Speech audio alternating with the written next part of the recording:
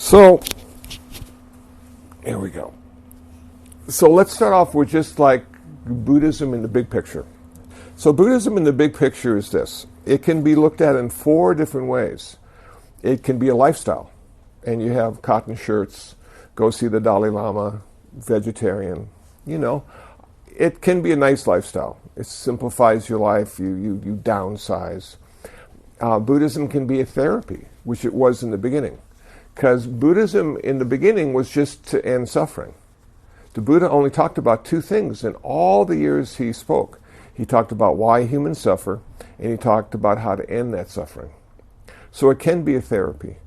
Buddhism is a cool philosophy. There's like hundreds of books written about what Buddhism means. And everybody has their own little idea or take on the subject. And then Buddhism can be religion, which it is for me. And so it's religion that allows me to live in the world with the idea that one day I'll have to die and I'll have to go someplace. And Buddhism says, well, you have plenty of places to go. And if you have good karma, you'll go to good places. And if you have bad karma, well, you'll suffer for a while.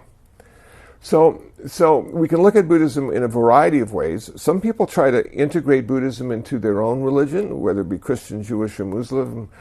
And they think, well, maybe if I add some Buddhist stuff to it, it'll make my religion better. But it really doesn't. It really doesn't. Every religion works just fine. And every religion has a beginning and an end and things you need to do in between those 2 things. And Buddhism does too. So Christianity works really good for Christians, and Buddhism works really good for Buddhists, and Judaism works really good for Jews, and it's just fine. And we all have some place to go after we die. Though, sometimes it can be a real effort to describe where we're going to go. So 2 weeks ago, I was at Bishop Montgomery High School, and we had a conference on death and dying. And so the students came in, and we talked about where we go when we die and how to get there. And we had a rabbi and an imam and a Hindu and a Buddhist and a Catholic. And we all have different places to go, and we all described it so differently as well. And it was just fascinating. The Jewish religion doesn't put a lot of effort into describing afterlife. They are more focused on life. The Hindu religion has a variety of lifetimes where you are doing certain lessons and passing, and then eventually working your way into the greater soul, the big soul. It's a giant soul. And each one of us has a little spark if you're Hindu. The Catholic, a lot of places to go. There's grace, there's forgiveness. Really nice. None of those things in Buddhism. In Buddhism, we often wonder who goes. One of our big issues is who are we? And we've spent a lot of time thinking about it and writing about it and come to the conclusion that we're probably nobody in particular. We're simply a process that is conditional and manifests moment by moment. So, having said all of that, the Buddha had a real chore. When he was Siddhartha, before he was the Buddha, he came to understand that this human life of ours is ultimately unsatisfactory. Now, this is like the first part. Remember I said Buddhism only talks about 2 things? The first part is why our life is unsatisfactory. And in certain countries, like America, it requires a lot of effort to explain why life sucks. Because if you look at life, if you've ever been to Disneyland, you know it's wonderful. Okay, but then you start getting old, and then you see things that you don't want to see, like wrinkles, you feel arthritis, you can't remember your friend's name. You just go, wow.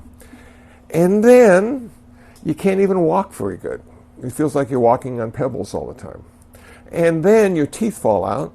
And then you have to buy trifocals because bifocals and single vision doesn't work anymore. And then you can't hear anything because the eardrum doesn't work. And then you die. Whoa. And each one of us were born to get old, to get sick, and to die. Not all of us will get old, but we will all get sick, and we will all die. So we spend a lot of time talking about how terrible life can be. But we also say it's not always terrible, that there are good parts of life that are joyous and give us hope for the future. And so we have relationships, we have careers, we have cars, we have all sorts of things that you go, wow, it really is worth working 50 hours a week to have that car, you know. Then you start to wake up and you start to see that it's a difficult path that we follow as humans. Number one, we're the only animal on this planet that knows it's going to die and can't do anything about it. Whoa, you would think we would keep that from ourselves. And for the most part, we do. I have a friend named Mary. She works in a hospice. One day, she lost 5 patients, which isn't unusual. It's a hospice. But she said the miracle of that day was not one of the 5 thought today was the day. Isn't that interesting? You know, so we look at our life and we see a long future. Even if you're 80, you still see a future, you know, which just is magical and rather diluted. But that's what nature did for us. It allowed us to look at the world in a special way, a human way. So the Buddha said, I have discovered 4 things in his first talk. The first thing I've discovered that ultimately life is unsatisfactory. And it's unsatisfactory because, second truth, we have desire and craving and thirst. And no matter how hard we try to satisfy our desire and craving, we always fail because we're born with original ignorance. We don't see the world the way it really is. And we try to hold on to the good and we try to push away the bad, and we never can do that. So the reason we suffer so much is because we can't come to a place of acceptance with the way things are. We always think it could be better, if only. And that if only gets in our way every day, in every way. Third truth, the answer, he discovered it. The answer is nirvana. Nirvana is the end of suffering while we're alive. It's the end of karma, which is really an amazing concept. And it's also the end of all future rebirths. We'll never have to be reborn again. At one point in the teachings of the Buddha, he said, I teach the path to immortality. I teach the path of how not to be reborn. See, that's the problem, is we keep getting born. Now, you'll be born one more time as a Christian. You'll be reborn into heaven, which will be a great time for you, and it'll be eternal, and you'll never have to worry about being reborn again. But as a Buddhist, or even a Hindu, if you believe in reincarnation or rebirth, you would say, you know, the reason I suffer so much is because I'm born. And that starts the whole cycle over again, time and time again. So if I could figure out how to exist without being born, I'd never have to suffer. So you look at this world and you say, in this world, is there anything that wasn't created? Can you name one thing that wasn't created in this world that we live on? And you can't. Everything had a beginning. And because everything had a beginning, it has to have an end. So nirvana has no beginning and nirvana has no end. And that's why we're striving and struggling to ultimately achieve, wake up, realize our nirvana. So far, so good? He said the path, the prescription to nirvana is the Noble Eightfold Path. Right view, right intention, right speech, right action, right livelihood, right effort, right mindfulness, right concentration. Did you read that in the book? It's on Google too. And it's really cool because it's sort of a concise way of looking at the entire path of Buddhism, and you can break it down into 3 aspects: personal discipline, mental purification, and wisdom. So in the first category of personal discipline, you find 3 path factors: right speech, right action, right livelihood. So the Buddha said there were 4 kinds of speech we should try to avoid: harsh, malicious, false, and gossip or idle chatter. Those 4 kinds of speech can increase our suffering dramatically, and also the suffering of the people around us. So in Christianity, there's something like that too, about the speech, not to lie, things like that. Then right action, 3 categories of right action: not killing, not stealing, no sexual misconduct. So the first part is, I think, is just amazing. Not to kill. How difficult is it not to kill? It is so difficult because we're all sort of like programmed to kill all the time. So you get a mosquito, 3 o'clock in the morning, you're not going to catch it. You're not going to let it suck your blood. You're going to kill it and roll over and go back to sleep without a second thought. And granted, mosquitoes are something that maybe should be killed, but still, somehow they made it to Earth. All this life we have on our planet right now somehow made it. And if you think about your own life, where were you before you were born? How long did it take you to get here? It took you literally forever to get here. And now you're here only a few years, and then you got to leave again. Forever. So how special is life? It is the most special thing. And yet when you look at the way people treat life, it just makes you want to be sad because you see people killing each other for no good reason. Is there ever a good reason to kill somebody? I don't know. Maybe sometimes we have to, But other times, maybe we could avoid it. And so you look at this life thing and you say, okay, how do I start not killing? And I would recommend that you start really big. You say to yourself tomorrow, when you get up, today I'm not going to kill any human beings. And you walk out the door with confidence and you can go through the whole day without taking anybody out. Then you add lions and tigers and bears and of course say, oh my, and see if you can make it through the whole day without killing them as well. And then you do it and you say, this is pretty good. And then the hard part is the mosquitoes and the flies and the ants. And some cockroaches too. Those are the hard ones not to kill because they invade our territory. They make us feel uncomfortable. They shouldn't be there because we're there. This is our space. Now, I'm never quite sure who gave us our space, but we like to think of it as being our space. And if things are in the wrong place, we get upset. Dirt. You know what I mean about dirt? What is dirt? It is matter out of place. That's it. So we get the vacuum cleaner or the broom, we sweep up the dirt and put it where it's supposed to go, outside. But in the old days, they had dirt floors. Can you imagine taking care of that? Wow.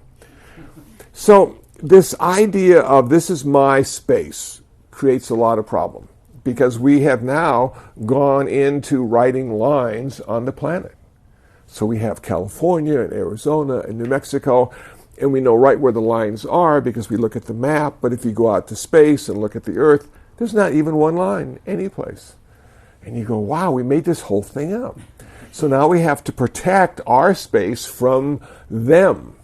And they're the ones that live in the other space. And so we have this whole victim-victor kind of thing going in our head. And we have war. So will we ever not have war? Have we ever not had war? No, we've always had war.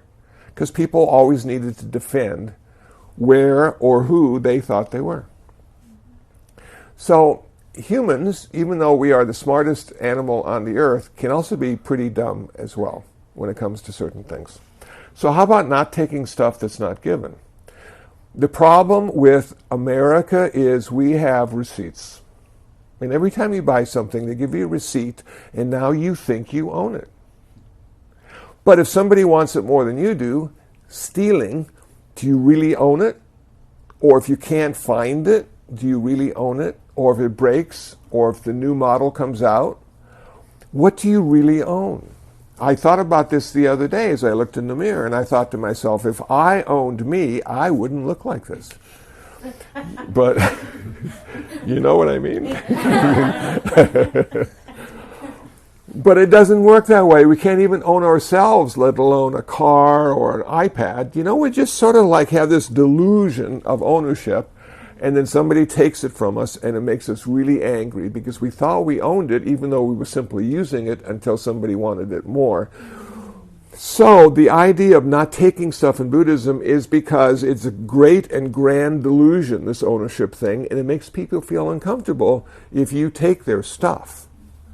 So we try not to take stuff that's not given, which can be pretty problematic. Say you're at Denny's and you want to use the ketchup and it's on the table and it's assumed that you'll use it, but if you're a Buddhist practicing, you'll ask permission to use it because it wasn't offered.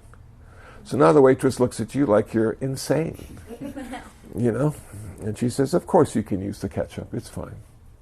Sexual misconduct. This is really a good one because everybody likes to have sex.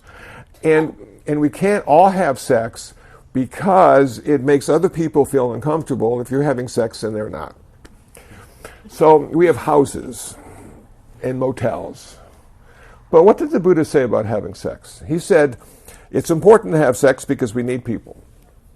We've done really well. We have 7 billion. But there are some things you shouldn't do because you live with other people. So you shouldn't have sex with people who are married. You shouldn't have sex with people who are engaged. You shouldn't have sex with children. And you shouldn't have sex with people against their will. 4 things, that's what the Buddha said. You would think Buddhists could live by those 4 things? No. I don't know what's wrong with humans. They always want what they can't have, you know? So you read the latest celebrity news and somebody's married, going out with this person or that person, and somebody's engaged, and da.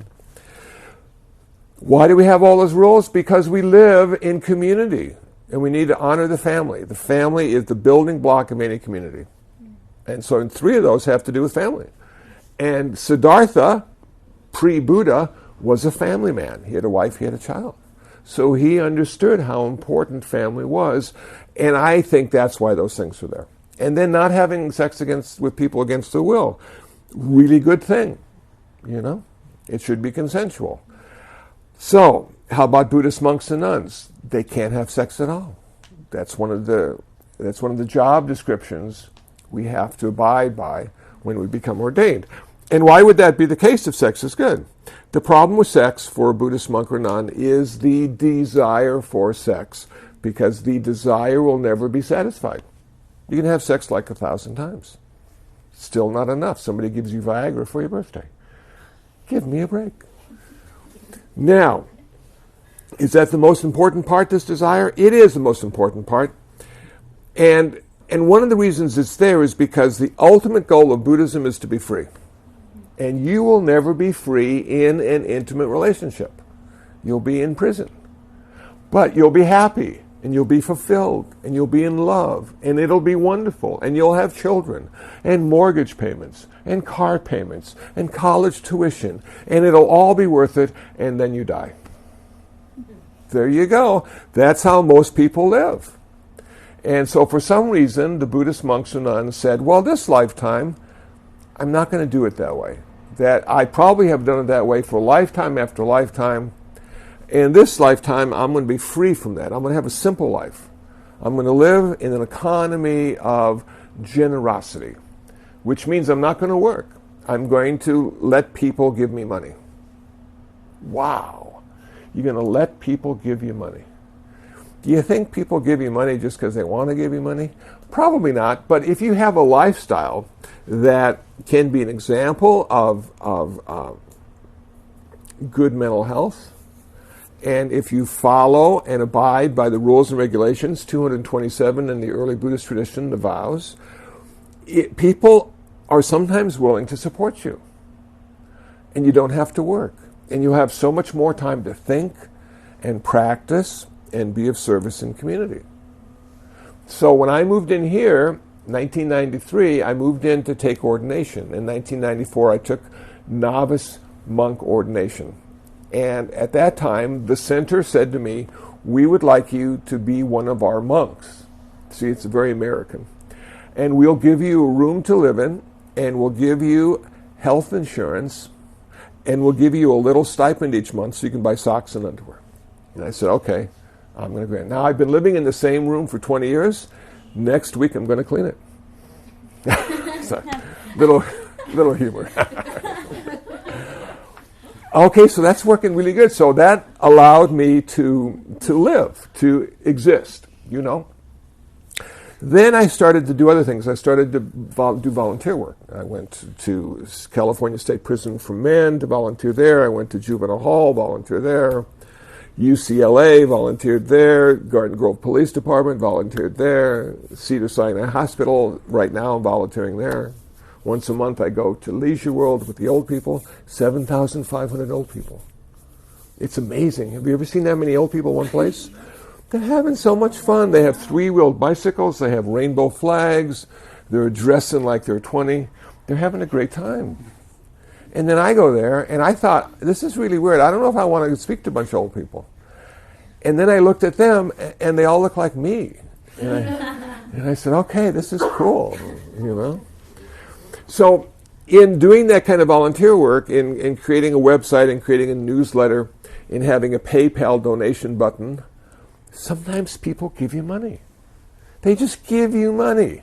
The other day, I got money from Pennsylvania on my website, $1.50. Now, you might say, well, $1.50? But this person took the time and was thoughtful enough to give me $1.50 all across the United States. I mean, you know, just that just blows my mind. Sometimes they give you more, sometimes they give you less. When I go to churches and I give talks, sometimes they give you a stipend, you know. And so what happens is you always seem to have enough, but you never get everything you want. So is having enough good enough? It can be if you've chosen simplicity as a lifestyle. So that's how Buddhist monks live, at least in America. So now we're going to talk about right livelihood, which comes after, which is part of right action. Now, right livelihood means how can I find a way to make a living and decrease suffering and not increase suffering? So I was giving a talk at USC, and there was a business major, and he said, is it okay for a Buddhist to make a lot of money? And this is really a good question. I said, absolutely. That means you have so much more money to give away.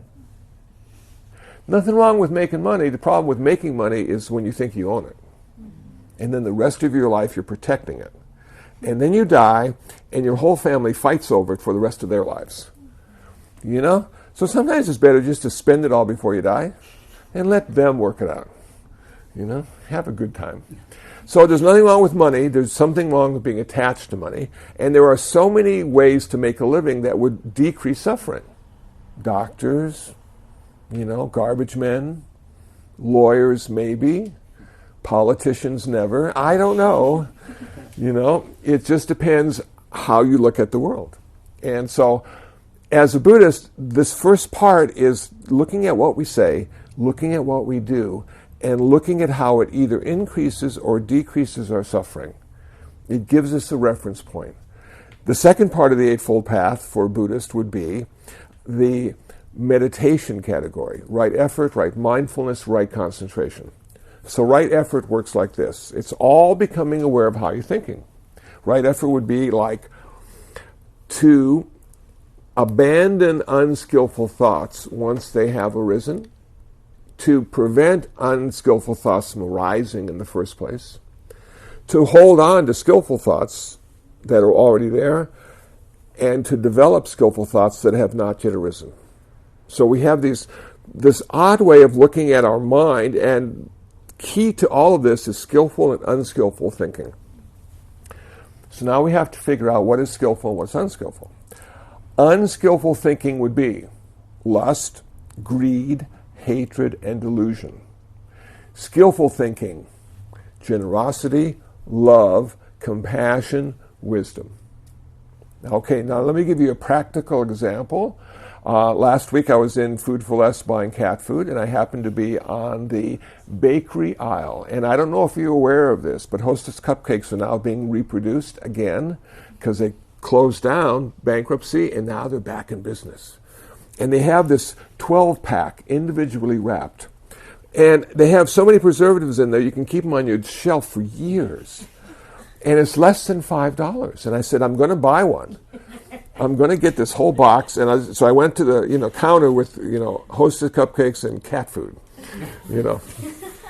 A typical old guy in the supermarket. And I thought to myself, the intention behind getting that box of 12 was greed, because I had intended on eating them all myself. And if I had had a little generosity in there, I could have given 6 away and still been satisfied. So I bought the 12 and ate them all. But but that's just me. But see how the mind works in there? Your mind will rationalize, it'll understand why you're buying 12, and it'll give you a reason why it's good. And so the meditator goes, no, 12's not good. And so we sort of watch our mind and how it works all day long. And now we go into cultivation of mind, and we have 44 different kinds of meditation that we can do as a Buddhist. And 40 kinds bring us peace and tranquility, and 4 kinds brings us insight, which allows us to develop the skills necessary to liberate ourselves from suffering and be free from that the rest of our life. Now, let me just go quickly into the 3 aspects of insight meditation that liberate you, because these are really important. First one is anicca. Anicca means impermanence. And that's one of the things you start to become aware of when you meditate in an insightful way. You start to realize that everything in mind and body is impermanent. And then you look out into the world, and you look at the world as being impermanent also. That nothing exists any longer than a moment. And now you have to figure out how long a moment is, and a moment is as long as you want it to be, because it doesn't exist in any time realm. It's just a way of measurement, measuring nothing. There was a show on about space and time, Cosmos. And I was watching an episode of Cosmos, the new one, not the old one. And it was just fascinating because they talked about the Big Bang Theory. And whether you think that is true or not is beside the point. It's a fantastic theory, and it was animated really well. So I'm sitting there watching the animation of the Big Bang, and I thought to myself, this is so trippy, because this is exactly why everything exists. It's because of the Big Bang.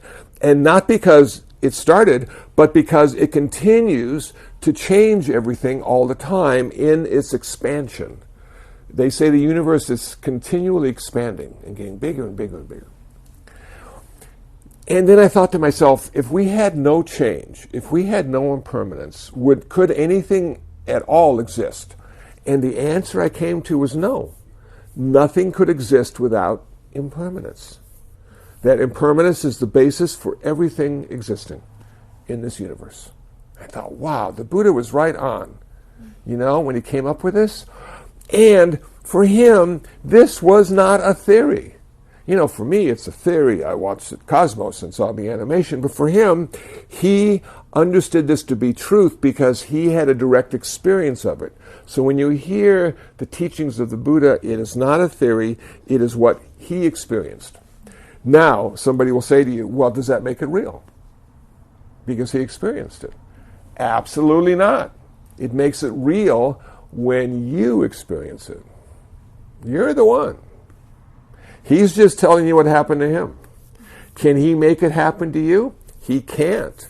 He only tells us what he did to make that experience happen. And it's up to us to test it, to see if it's true to us in our practice. And if it's not true to us in our practice, we don't need to be a Buddhist, because we don't see the world in the way he did. Second aspect, suffering. He said, because of all this impermanence in the world, everything is ultimately unsatisfactory, because all the good stuff that we have in our life will change. Some of it changes really quickly, some of it changes in a slow, methodical way. But it always is going to go away. All the good stuff always goes away. And then we have the bad stuff. And the bad stuff never goes away fast enough. So in looking at the good stuff and the bad stuff and looking at life and listening to the Buddha, he said, that's the unsatisfactoriness of life. And it started long, long ago for each and every one of us when we became separate from the world.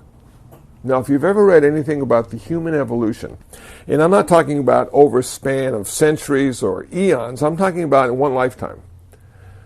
The human evolution in one lifetime. So we all started out pretty much the same, just a little blob, And we couldn't do anything at all. And people think children are so cute. And I look at children and I think kittens are much cuter. But that's just me. So around 2-3 months, there's a certain beginning of self-awareness. And the self-awareness happens when there's somebody else in the room. All of a sudden, somebody else is with us. Who is it? It's Mom. And then we find we have a hand that's connected to us in a sort of odd way. But it's ours once we learn how to use it. And we start evolving, and we get this separateness and this selfishness, and we start to feel uncomfortable because we are not connected any longer to the world around us. We're no longer connected. We are now going to be forever separate. And then you go to school. And I hated school because I never knew why I should be there. And then ultimately I found out. But I had to learn all this stuff, and I had to learn these words, and I had to learn how to read, and I had to learn all this labeling. And the reason I needed to do that was because I needed to manipulate the world around me in order to exist. And you can't use it if you can't name it. But every time you name something, you are separate from it. So if you have a really good vocabulary of like 10,000 words, you're going to be separate from the universe in 10,000 different ways. And it makes you feel a little uncomfortable. Because you don't want to be separate. You want to be embraced by this wonderful universe of ours. Okay, so we keep going into this thing of suffering, and we keep seeing this impermanence, and then we come up with the most radical concept of all. The Buddha said, we do not exist in the way we think we do. Now, he started off with soul, and he said, you may not have soul. And that really freaks out a lot of people. But then you have to figure out, well, what is a soul? And where does it live? And how big is it? And does it weigh anything? And does it have a color or a smell? What is the soul? Sometimes people think it's behind the pituitary gland. Could be. I don't know. But the Buddha saw two philosophical problems with having a soul. One was eternalism. If you had a soul that stayed the same and simply went from one vessel to the other, reincarnation, Hinduism, then you might consider one of those lifetimes not being worthy of being skillful or good, and just go and kill and plunder and have a wonderful time, realizing you'd have many more lifetimes to make up for that one lifetime of indiscretion. On the other side of the coin, which is nihilism, he said, if you don't believe you have a soul, and you don't believe you're going anywhere, then when you die, you're going to feed the trees, and what does it matter what you do, because there's no consequence. So he saw an issue between having a soul and not having a soul, and he came up with the middle path. You may have a soul, but it's not who you really are. Wow. So then the question goes, well, who are you really? And Buddhists spend so much time on this question. Who am I? Why am I here? What's my purpose? And when you get to the nitty-gritty of being a self, a personality, a person, what the Buddha said you find over and over again is simply a process that's there because of human birth, a mind, and a body. You have this process going. You do not exist like you do any longer than a moment. So every moment of every day, we are changing because we too are impermanent, and we are no longer the same person. So the person that walked through that door a half hour, hour ago is not going to be the same person that leaves, because they've been petting a cat, they've been listening to me talk, they heard a ukulele song. They have now expanded their awareness and consciousness. They are no longer that same person. And can you imagine day after day, week after week, month after month, just absorbing all this stuff and changing and evolving? And what the Buddha said about that is we never end. We are always in a constant state of becoming something else. You never get to the point where you have become that thing, because as soon as you think you're there, the process continues and takes you past it. So always in a constant state of becoming something else, we never become anything. So you can see, if you're doing drugs and doing meditation and thinking like this, you may not have a good job. Because you're going to say, who's going to go to work? So the idea is to have a relative reality and an ultimate reality. To realize all this stuff at an ultimate level, but it's hard to it's hard to use it in our everyday life because we are required to be somebody. I have a driver's license. If I'm on the 405 and I'm going too fast and they pull me over, I have to be that guy in the driver's license. If I say to the police officer, you know, it's really not me, I'm in a constant state of becoming something else,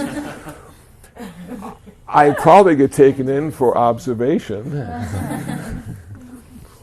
So we need to be somebody. And you don't want to go home and tell your parents you're not who they think they are. You know, your mom is not really me anymore. I'm now somebody else. Well, who are you? I don't know who I am anymore, Mom. She's going to freak out. So we have to be somebody. And Ram Dass, one of my favorite teachers, says the first part of our life, we are in somebody training. We're training to be somebody. We go to school. We're training to have a career. We're getting relationships. We're looking at ourselves in a certain way. And then he said, if we're smart and wise, the second half of our life, we go into nobody training. Because being nobody is so much easier than being somebody. Who would be the best president ever? Nobody. Little play on words. Okay. So going into nobody training allows you to die. Going into somebody training allows you to live. So at some point there needs to be this little transition from living into living to die. Is it depressing to live to die? Absolutely not. As soon as you figure out how to die, you can live that much better. Remember that woman, 29 years old, died in Oregon, had the brain cancer, and everybody was just freaking out. She's going to take her own life, da-da-da-da-da-da. When she finally decided to take her life, she really decided to live 100% engaged in everything she did. She traveled, she had friends, relatives. She would discuss important things. You know, if you're going to die, you really realize every moment's a special and important and valuable moment. And then she took her life. And you say to yourself, well, you know, as a Christian, taking life is not so good. As a Buddhist, taking life is never good. Is there any time when it's appropriate to take your own life? Or to take somebody else's life? Or something's life? And you'd have to come to the conclusion that probably yes, there is a time that it might be necessary. When I was a police chaplain, volunteer police chaplain in Garden Grove, one of the officers asked me, you know, he said, I am paid to protect and serve, and I am given permission to use lethal force. And as a Buddhist, what would you say to that? And I told him, never kill out of anger or hatred, only in service and duty to the community, because that will reduce the karmic consequences of killing. For a Buddhist, there's always a karmic consequence for taking a life. Even if you have the best reason in the world. You've got a house, you've got a family, somebody breaks in, you're going to kill your wife, you kill the person. It was the appropriate thing to do, but there will be a karmic consequence because you took a life. It'll be less, perhaps.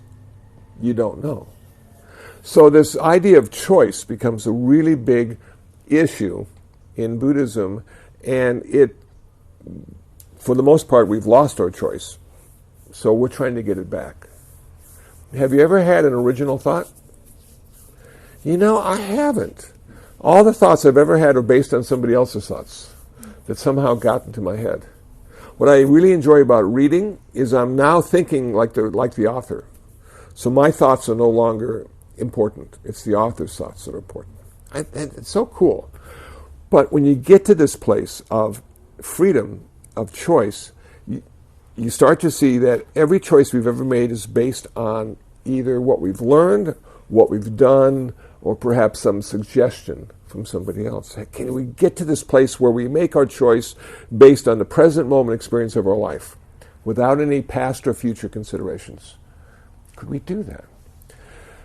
So this idea of being selfless and getting past the self, not killing the self, they have a word for killing the self. It's called Alzheimer's. You can tell it's not very functional. You don't want to kill yourself. You want to appreciate the self. The self is a mechanism, a process that allows you to exist. The only problem with self is it's a terrible master. It's a great tool, but it's not a good master. So the idea of getting past that to make certain choices comes with selflessness And that comes from the practice of meditation. And that comes from being involved in the present moment experience of your life. Bang. So once you get there, the last couple aspects of the Eightfold Path are right view, right intention. Right view of the Four Noble Truths, relative and ultimate levels, and right view of karma. Now, karma is like one of the most important things in Buddhism. And it's misunderstood completely because of the 60s, because there was a bumper sticker that said, what goes around comes around. But that's not karma. That's a bumper sticker. So karma is everything you think, say, and do. Every time you think something, say something, or do something, you're taking energy and you're transforming it and giving it a moral value. So you have skillful speech, you have unskillful speech. You see what I'm saying? The results of that is called a vipaka. Cause, karma, consequence of vipaka. Cause and consequence. Why is karma so important in Buddhism? Because we don't have God to define for us what is right and what is wrong. We do not have a divine lawgiver. We have rather karma, which is sort of like gravity. It's a process of the universe. And you could curse gravity the next time you fall and say to yourself, if there wasn't any gravity, I wouldn't have fallen. And you could do the same thing with karma. But karma is the moral aspect of our life. And it is also the thing that ends in nirvana. When you achieve nirvana, you end your karma. And why is that so important? Because it's the karmic energy that goes from one lifetime to the next, according to Buddhism. It's not the soul, it's the karmic energy. If you can end your karma, you're going to end all future rebirths, because there's nothing else to be reborn. So Buddhism says that in order for a human to be born, there needs to be gandhabba, karmic energy, often looked at as a verb rather than a noun, a sperm and an egg. And those three things come together and human life begins. And now the next question is, well, if that's when human life begins, how do Buddhists feel about abortion? And abortion would be, it's always wrong to kill, but sometimes it's necessary, and you're going to have consequences. No matter how good or how bad your reasoning is, there's always going to be a consequence. So there's an accountability aspect in Buddhism that sometimes isn't there in Christianity because of forgiveness and grace.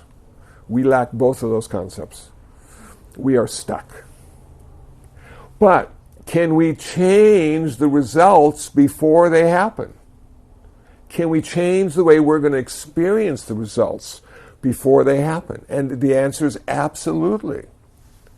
Think about it this way. Think about having a forest pond, and you have this rock, and you throw the rock in the pond, and these waves come. Then you have a forest pond, and you have a little pebble, and you throw that in, and these wavelets come. So we have this karma pond, and we do all this karma. And then in order to make wavelets out of the waves, we go out and do some good stuff. We be proactive. We give money away. We help people. We feed cats. Whatever we do, whatever merit we gain, reduces the consequences we're going to feel from the karma we produced in the past. So we are in charge. If you're having a bad day, a Buddhist would say, do something about it. Do something good and skillful, and that day will change. And tomorrow will be better as well. So karma plays such a big role in Buddhism, and that's why right view, or the Four Noble Truths, and understanding karma, and then right intention. The Buddha said our intention leads our speech and action into the world in the same way an ox pulls a cart. And if our intention is one based in generosity, love, kindness, our speech and action will manifest in a skillful way. We'll suffer less, and the people around us will suffer less. Bang. So see, this is like a really complicated, a lot of work to do kind of religion, philosophy, lifestyle, therapy. But it gives you something to do. One of my favorite stories is this guy is going to Yosemite. And he's deathly afraid of bears, and he finds the ranger and he says, I've heard there's some bears up here and I'm not sure what to do if I see one. And the ranger says, you run like hell. And the guy says, but they can run 40, 50 miles an hour. What's the point of running? And the ranger says, it gives you something to do before the bear kills you. So Buddhism gives us something to do before life kills us. You know? It's just like, we have a lot to do. Any questions? Yes, question? And I'll get. So, that statue is Buddha. That's the Buddha. Okay, so what's the difference between that statue and then the bald, chubby guy? Oh, the guy in front. The guy in front. Okay, the guy in front is a Chinese Hotai, Hotai. It's a good luck symbol, and you find it in Chinese restaurants a lot. And what it is, it's a way of changing your luck without working on your karma. So you rub its belly, you rub its head, and it gives you good luck. The Buddha, on the other hand, was a historical character, and he can't give you good luck. He gives you something to do to make your luck change, which is the Dharma and his teachings. What's interesting for me is I was just giving a talk at a Catholic high school last week, and every classroom has the cross with the dead guy on it. And I just go, man, it's just really depressing. And then you walk into the Buddhist place, and they got the guy he's half smile, and he's only smiling if you sit below him. If you stand above him, the smile goes away. So he's up high, and he's smiling, and he's peaceful. And you look at his earlobes. Look how long his earlobes are. They're long because he was a prince and wore heavy jewelry.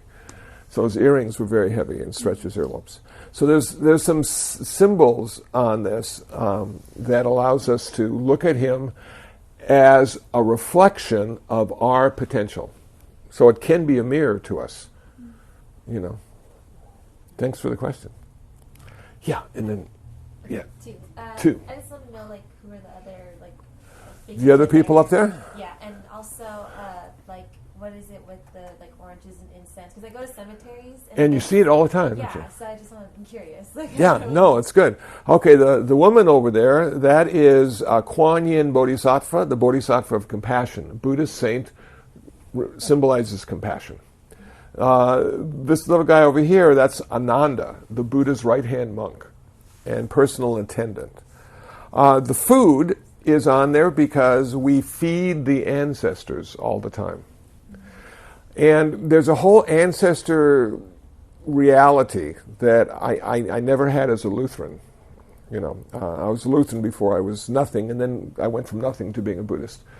And I never thought about ancestors as a Lutheran. I thought about my immediate family, and I thought a lot about me. And then I got into Buddhism, and what they were saying is that ancestors are so important because every ancestor you've ever had is one of the reasons you're here. Without them, you wouldn't be here. So do you know who the first family was in Christianity? Adam and Eve. So you guys had a first family. We don't even have first family because it's always been and always will be. So, families have always been and always will be. And that's why we have fruit. Because sometimes they're not reborn and they're just hanging around Earth and they get hungry.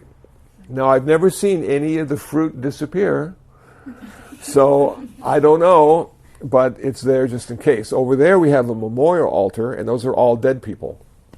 And we have some cats and dogs too. And you know what the cool thing is about people getting their picture taken is they're always smiling. So all the people on the memorial altar are all smiling. And you know what comes to my mind when I'm standing in front of that looking at all those smiling faces? They're thinking, you're next. Wait,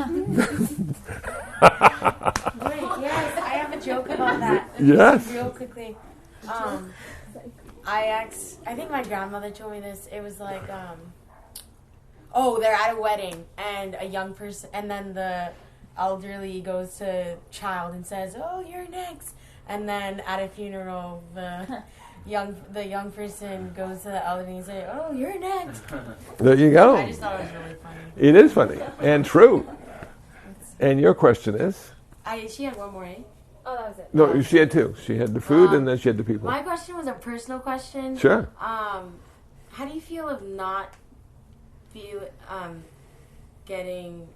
being forgiven or having grace? Yeah. Just having to live through that. Yeah, that responsibility of like you really gotta watch what you do Mm-hmm. so you don't. Yeah. Yeah, well, no, that's exactly it. It's part of growing up. You know, it's like having your parents will forgive the children, you know. But then you leave your family and it's hard to find forgiveness in the world. Your boss sometimes won't forgive you. Your boyfriend won't forgive you. Nobody forgives you. And their parents were so nice to forgive you because they realized how tough it was. So it's just a way of evolving as a person and becoming mature. And realizing there's a consequence for everything you think, say, and do. And it does sometimes give you a second thought. Well, should I do this? Can I afford the consequence? You know? Like if you're driving drunk, DUI, $10,000, maybe a little jail time. You know, man, that's a big consequence. You know, they're not going to forgive you unless you get a good lawyer. You know? So it's like life. It's just sort of like life. Yeah. Yeah, you get used to it after a while. Yeah. Yeah, thanks. Thank you. Yeah. What's the difference or the distinction with the historical Buddha and like this Buddha? In, like, are they the exact same thing? Does this represent the historical Buddha? Kind of, and if it doesn't, like, what is? Yeah. Buddha? Yeah. That's a really good question. And no, the historical Buddha did not look like this. This came from Taiwan. A temple in Taiwan sent this over for us. It was really nice of them. But if you look at some of the characteristics, he looks a little Chinese. You know? And if you would go to Burma or Sri Lanka, they look a little Burmese or Sri Lankan. And some people have tried to make American Buddhas. But how does an American look? You know, how does an American look? We don't. Yeah, we don't know. The American looks like everybody because everybody can be an American. So it's fascinating. So when the Buddha died, he didn't want anybody to decide his form. So he was often represented as an empty cushion or a footprint or something like that. His absence was represented, not his presence. And then about 400 years after the Buddha died, there was this king who wanted to be known as a famous king. And he sent some artisans to Greece to make the first Buddha statue. And if you look at the first Buddha statue, he had a mustache. Because men with mustaches were more virile than those who didn't have one. And so the Buddha image has evolved over the centuries and centuries and now become fiberglass. So we don't think of it as this being the Buddha. We think of this representing the characteristics of the Buddha. Okay, so it's just a means of remembering what the historical person taught. That's the most important part. Okay. It's nice to know that he was here, but he died. And he wasn't resurrected. Yeah. So now, when I see pictures of Christ, I say to myself, I wonder if that's how Christ looked. The blonde hair, the blue eyes. You know, I'm thinking he was the only one in Israel that had that. Or, you know. So people wanted Christ to look like them. And people wanted Buddha to look like them. You know, it's just human. Yes, and then Could you tell us a little bit about like your conversion process? Yeah. You were raised as a Lutheran, and then Yeah. Okay, conversion process. My conversion process was I was born a Lutheran, and because my parents were Lutheran, and you're probably what you are because your parents are. Some of you. Okay, that's good. It's nice to have the first choice, you know, to choose what you want to be. So I was a Lutheran, and I realized that none of that stuff made any sense to me. You know, everybody else, you know, could read the Bible, King James Version, and it just was like, what the heck are they talking about? And all these stories and things, and I couldn't ever figure out why they were telling the stories. What was the moral to the story? It was always hidden from me. And I just decided that it wasn't going to work for me. So I was lucky enough to go to high school in the 60s. And in the 60s, it was cool to question all authority and not trust anyone over 30. So that's what I did. So I became nothing. And then I realized it's really hard to be nothing because you always have to defend being nothing. So I decided to become a little something, an agnostic. There was something, but I can't really define it. I really don't know what it is. And that allowed people just to go, oh, he's agnostic, and didn't have to defend anything. But then at the age of 29, something dramatic happened in my life, and I'm not sure why, But I realized I was going to die. I woke up in the morning on that day and realized I was going to die. That for some reason my mortality became obvious. Now, I had been smoking cigarettes for 14 years, and on that day I stopped smoking cigarettes. Not thinking it would help me live longer, but help me live better with the few years that I have left. Because, again, coming from a culture of everybody over 30 can't be trusted, and they die quickly, I'm 29, I'm going to be 30. How long do I have after I turn 30? You know, so I joined a gym and I started working out for the first time, and then I became aware of my mind. I didn't ever think about my mind. It was just who I was. And then I thought, mind-body duality. How cool is that? And then I thought to myself, well, if I'm going to have to die, I should die with a religion, because people with religions die better than people who don't have one.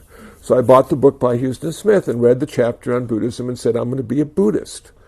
So there was no divine inspiration. It was just chapter 4 that, you know. You read each chapter? I read the whole book, each chapter, and I chose Buddhism because it made the most sense to a secular kind of guy like me. You know. And then I came here, 1979, and started to meditate. And it was the worst experience I ever had. Because I sat quietly and just literally suffered and became aware of all the suffering that I'd never been aware of before. And I'm happy to say that I had a really good life before I was a Buddhist. And I've suffered ever since. Because I didn't realize I was suffering. I was so deluded and so into my own little world. Now, I suffer far less because there are certain strategies and techniques that Buddhism gives you to suffer less. And it's a more realistic way, I think, of approaching the world and approaching our lifespan. So Buddhism was a religion that made sense to me because it was a secular, humanistic perspective. Now, did I miss not having God? Because in Buddhism, God is optional. But, you know, to be honest with you, I've never had any experience at all with God. I don't know. I've been a member, true story, I was in Garden Grove. We were having an interreligious meeting. Once a month they have that, and the various members, and there was this evangelical minister sitting at the table, and all of a sudden his eyes get big. And he starts to look into the distance. And I said, I bet he hears something. I wonder if God's speaking to him. And then I listened carefully, and the speaker in the ceiling was still on, and people were talking, but it was turned down really low. So I listened to the speaker, and I heard people talking. He listened to the speaker. He heard God. So I'm one of the guys that always heard people talking. And it never was, you know, fantastical. It never was, you know, amazing. It was just, this is life. So I never missed God. It's not that I deny that God exists. I don't know, which I think is probably the wisest thing I could ever say about God, is I don't know. And so Buddhism allows me to look at God that way and say it that way. Is that helpful? Yeah. Thanks. Question? Oh yeah, I think I have two. What is because she asked if the guy out there isn't the Buddha. That's the Hota, yeah. That gets obviously called, I think, Buddha before. How did that become a part of Buddhism?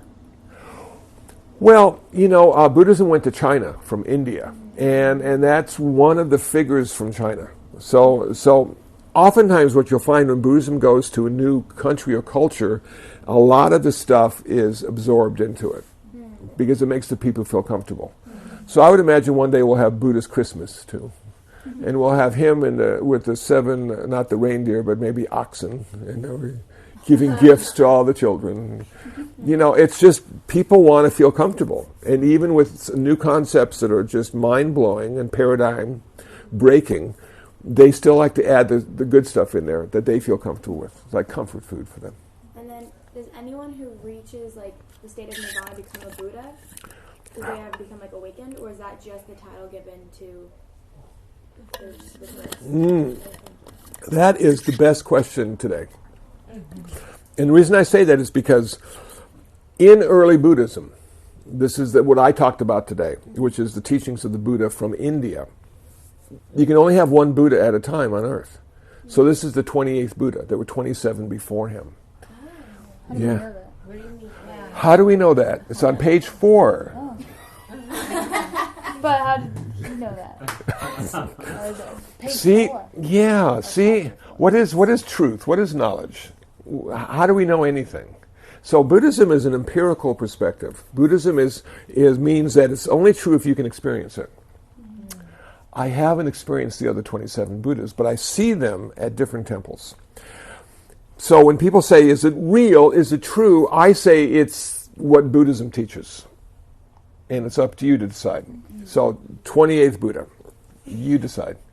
But you can only have one at a time, and if you achieve nirvana, then you can't be a Buddha because we already have our Buddha, so you become an arahant. An arahant is someone who achieves the exact same nirvana as the Buddha, but they had a teacher, and they were taught the path, and they realized it. Now, we have silent Buddhas, called a Pacceka Buddha. That is someone who achieves nirvana but doesn't know how they did it and can't talk about it. So all you guys could be a Pacceka Buddha, one time or another. I don't know how well that would go over in your church. They have 4 levels of nirvana. They have the stream enterer, which means you'll achieve nirvana in 7 lifetimes. You have the once returner, one more time back. Non-returner, when you die, you'll achieve nirvana. And the arhat, someone who achieves nirvana while they're alive, and then goes into nirvana after death. But the Mahayana, the Reform movement, the Protestants of Buddhism said, no. We're going to do what the Buddha did, not what the Buddha said. And what they do now is they say we're going to become Buddhas. But the problem is in the numbers. If you can only have one Buddha at a time on Earth and they want to become Buddhas, where are they going to be Buddhas? And they have something called dust motes. That every dust mote, every piece of dust that's floating when you can sometimes see it in the sunlight, is a world system. And you could be a Buddha on a dust mote. Or you could be a Buddha on a different planet in a different solar system. So they don't want to be arhants, they want to be Buddhas. And that's a major difference between early Buddhism and later Buddhism. Early Buddhism, I think, was more of a therapy. It was about how to end suffering. Later Buddhism was much more of a religion. They had Buddhist saints, they had the idea of service and generosity, they had all sorts of concepts that are found in most religions around the world. So, good question, yeah. If there can only be one Buddha at a time, but he's dead, why can't there be one right now?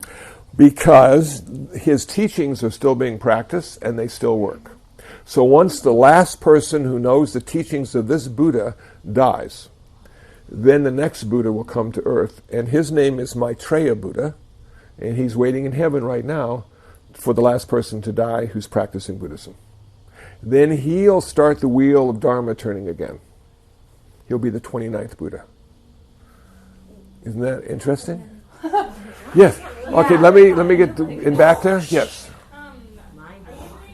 Where does time begin? Where does the formation of Earth and life begin? Yes. It doesn't. We have no beginning and we have no end. It's a big circle. So we don't have to argue about first cause. I personally like the flying spaghetti monster as first cause, but that's just me. Have you heard of the flying spaghetti monster? You have to Google that. It's a good one. The flying spaghetti monster is a religion unto himself, and people that follow his teachings are pirates, and they wear an eye patch.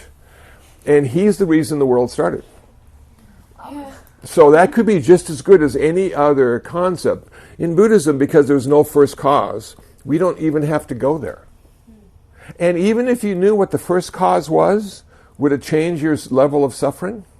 Or just give you something to talk about at the party? Buddhism is so practical sometimes and so harsh sometimes. It doesn't give you a chance to sort of be fantastical. It says, keep your feet on the ground, be aware of everything you think, say, and do. You're in charge. It's your choice, blah, blah, blah, blah, blah. Which is good sometimes. Yes. And then yes. Okay. You mentioned heaven. Heaven. So when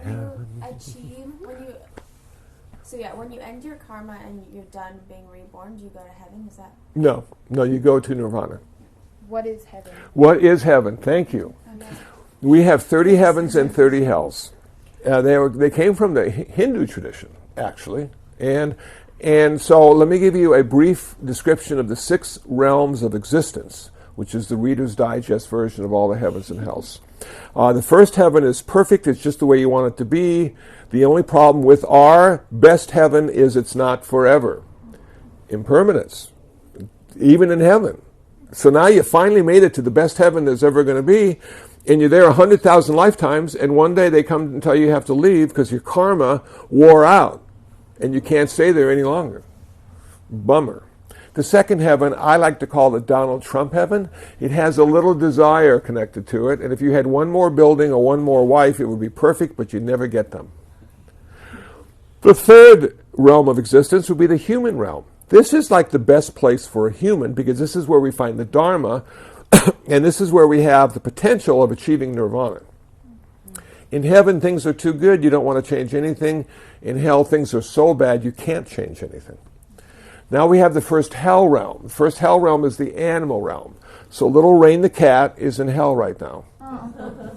And I know that she doesn't look like a hell being, but the reason we consider her to be a hell being is because she's very limited in the way she can experience the world. She eats, she sleeps, she has sex, and she's totally confused. Thankfully, she's fixed as well. So that's the animal realm. That's a hell realm. And when I was a teenager, I was pretty much in the animal realm most of the time. I'm glad I finally got out and made it to a human. Now we have the second hell realm, which is called the hungry ghost realm. And these are giant creatures, 10 feet tall. They have a little pinhole for a mouth. And no matter how hard they try to put the food through the mouth, they're always hungry, all the time. And then finally, the worst hell of all, you look just like you do when you die, and then you walk into the forest, and all the leaves turn into razor blades and fall off the tree and cut you into a million pieces, and you die, and immediately get resurrected, so you be killed over and over and over again, and finally the suffering from all the deaths that occur purifies the karma that put you there, and you get to be reborn out. So now people say, but why do we have more and more people on Earth? Does that mean that there are more and more people coming from other places and coming on Earth? And I think it works like this. You have a static number of people. This is how many people we have. Now we have some people who are in heaven and we have some people who are in hell. And so now we have a lot of hell beings reborn on Earth, so we have more beings on Earth than we did before. Or sometimes we have more heaven beings being born on Earth, and we have more beings. So we keep changing between all these realms of existence until finally we all achieve nirvana. And then all the realms empty. But how long will that take? Forever. Make sense? Don't we have an interesting afterlife? It's so interesting. I can't follow. So, 2 questions. Yes. So you would say that, like, each person as an individual is currently in their own kind of heaven or hell? Or not their own, but, like, in one of the... Okay. Currently in... Or, I don't know if that Okay.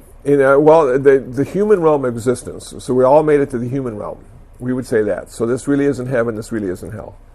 It isn't... It's the human realm. What made it to the human realm? Well, there you go. What made it? Our karmic energy made it. And then it got a body and a mind. But now let me say this. This doesn't go well in America. Because America doesn't believe in past life or future life. We've been Christians too long. Americans. So you're born and you go to heaven forever. What's this past and future stuff? So a lot of people think it doesn't have anything to do with past or future at all. It has something to do with right now and a particular mind states that are being reborn. So sometimes our mind seems to go into the heaven realm, and we're happy and joyful and everything looks wonderful, and sometimes our mind goes to the hell realm. So we keep getting reborn day by day, moment by moment, and each day into all these different realms of consciousness. That's another way of looking at it. It doesn't have to be physical, it can be conscious as well. So it's not like physical or...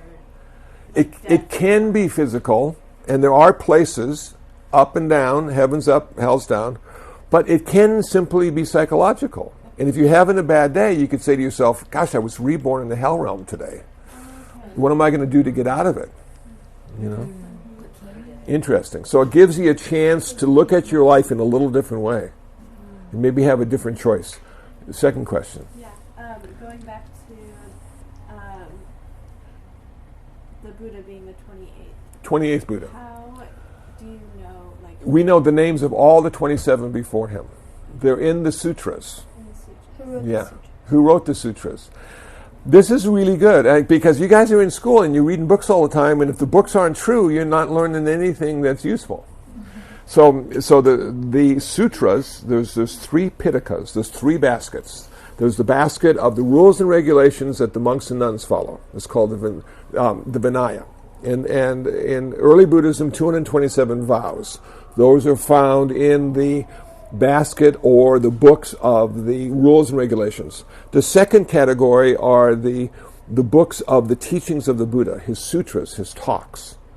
And those are in Nikayas. They have the Majjhima Nikaya, the middle-length talks, Digha Nikaya, lengthy talks, Anguttara Nikaya, numerical talks. They're all separated and they're interesting, sort of. And then the third basket is the Abhidharma. This is the psychology of Buddhism. These are the mind states and 7 books on that. Very intricate. And what it shows me is that at some point, these monks who don't work, don't have children, don't have wives, just decided to understand how their consciousness worked. And they just wrote all this stuff out. And it's just the most detailed and boring explanation from a Western perspective for me. You know, it's not like Freud or Jung. It's just, you have 51 good mind states, you have 51 bad mind states, and each one is listed, and there's commentary, da-da-da-da. Those are the books called the Pali Canon, P-A-L-I, Pali Canon. Pali is a canonical language of early Buddhism. It's a dead language like Latin, and everything was codified in that. It doesn't have its own script, which is interesting. So depending on what country translates it, they use their script. It is detailed to the point of excessive, and there are monks who have been able to memorize the entire canon and can refer to it by memory. It's pretty amazing stuff, but it just goes to show you how much they don't have to do, that they were able to do that. And it also shows you the potential that the humans used to have. So all this stuff was memorized until it was eventually written down. And what they would have is they'd have different monasteries who would take different sections of the Pali Canon and memorize it. So the monk's job was to memorize this particular section. All the monks in that monastery memorized this particular section. Then they would bring all the monasteries together, and all the monks then would recite their section, and you hear the whole thing. Pretty cool. Yeah.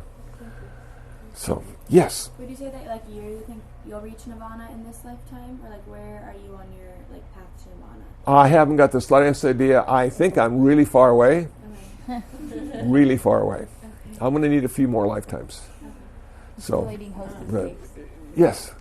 And then I'll get to you. So, earlier in our class, this question came up about, so in order for Siddhartha to become Buddha, he had to leave his wife and child. Yes. But he was a family man. Deadbeat so- dad. So, Yeah. so to our understanding, we're like, oh, that's so sad. But in my mind, I'm like, well, that's so sad because he has to become Buddha. I mean, that's the only way to get it. But so question is, people that are already married, are they allowed to leave and then become a monk? Or can monks only be single people? Can you ever have been married? Can you have had children? And then,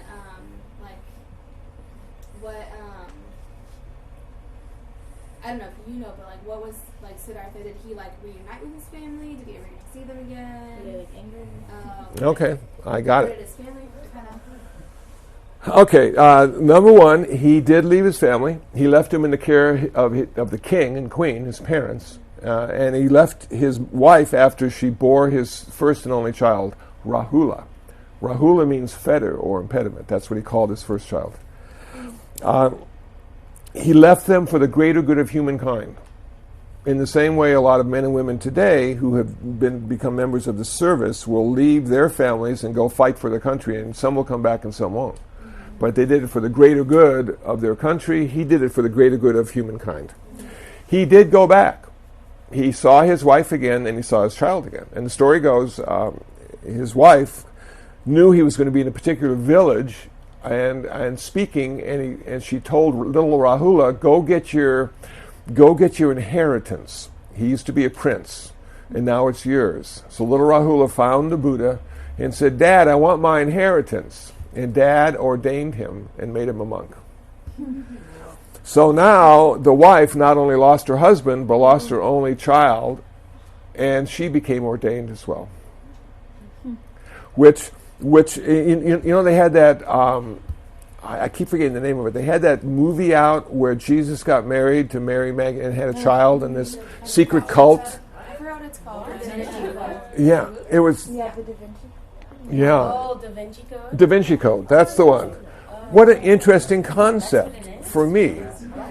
And so I thought to myself, well, how did the Buddha sidestep that problem? He just ordained everybody. You know, made him celibate. So now we have, can you be a monk if you've been married? Yes, you can. But you'd have to get permission if you're still married from your wife and children to be a monk. Can a woman be a nun if she has children? After they become legal age and can live on their own, she can become a nun. And so a monk can be reordained up to 7 times. They can leave, come back, 7 times. A woman only once. Can only leave once. Why? I think basically because they have children. And if a woman has a child, that's more important than being a nun. That's what I would say. So yeah, so there are a lot of rules and regulations of what allows you, you know. And then there's questions that they ask you. You can't be in debt if you want to be a monk. So that eliminates about most of Americans, you know. Unfortunately, but it's true, isn't it? You know.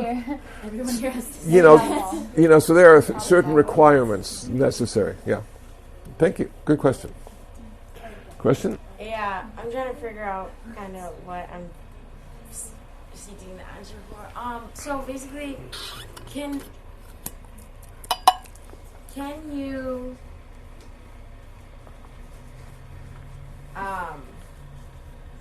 get out of that state of disillusion, whether it's through, I guess, Buddhism practices, and not be a monk? Yeah. Yeah, so can a lay person achieve nirvana? Can a married person with a wife or a husband and a car payment, can they achieve nirvana? Absolutely. It's harder, though, because you have a lot more distractions than the monk does. But yes, of course. So you're not limited in that way. We're running out of time, so does anybody have one last burning question? Or We all have questions. well, maybe what we should do is kind of officially end it. Well, I don't know. You probably don't have all day either, so I have all day. but you probably don't have all day. So maybe just 1 or 2 more questions. Yeah. And then I brought my harmonica today, Oh, so we can have a little bit of that too. What caused you to want to be a monk instead of just a follower of Buddhism? Yeah, that is really a good question, because I didn't want to be a monk. And I thought, you know, I'd have to give a lot of stuff up, especially girls. I didn't want to give up girls. and you know, I enjoyed having like money, you know, and I had to, and I thought to myself, wow, I don't think I can ever give all this stuff up. And then it's just, I kept meditating and practicing and reading and talking to people. And it goes to show you what happens when you take your religion too seriously. Is it changes you don't change it. So I got caught. It all made sense. And I've been ordained since 1994, so 20 years. And it's the best 20 years of my life. I am so happy that I took the chance and got ordained, because it has given me so much more than I can ever tell you about life and feeling how I feel about myself and how I feel about girls. It's wonderful to have women in your life and not have to go to bed with them, because you can have just wonderful, deep, intimate conversations. You can be so much more intimate in that way. And you can be friends for the rest of your life.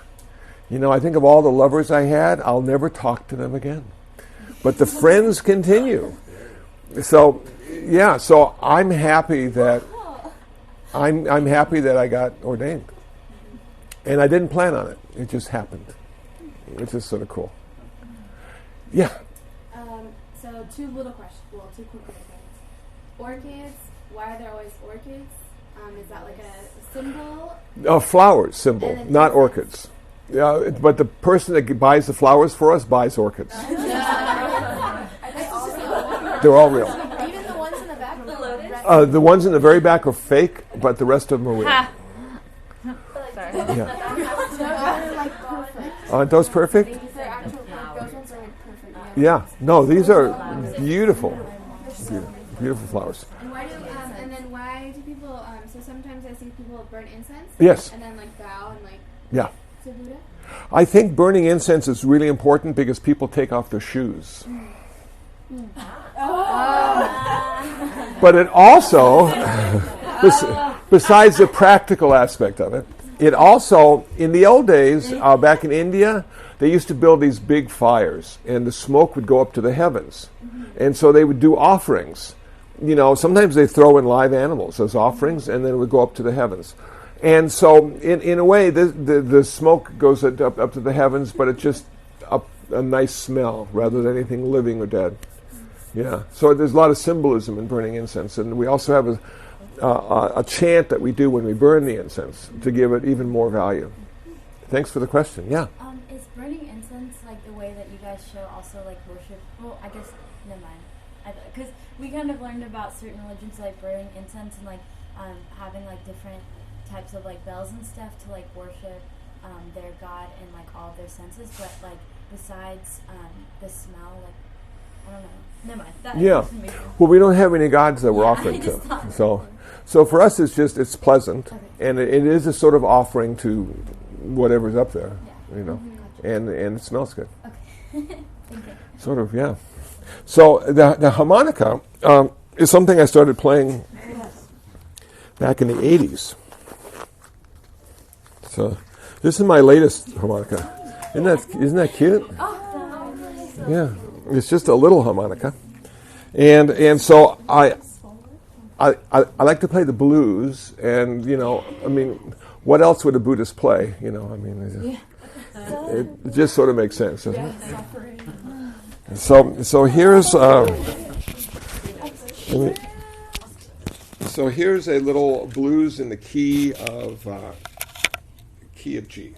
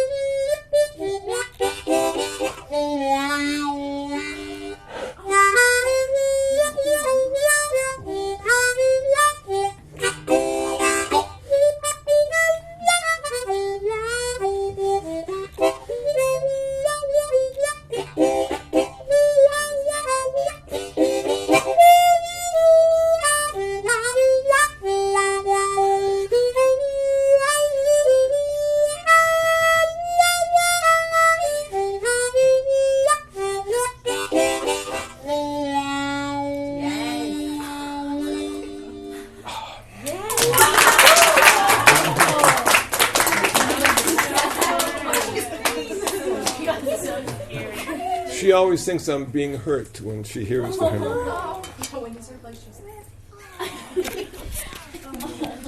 right. Thank you so much. Thank you. We have two students that are going to be coming to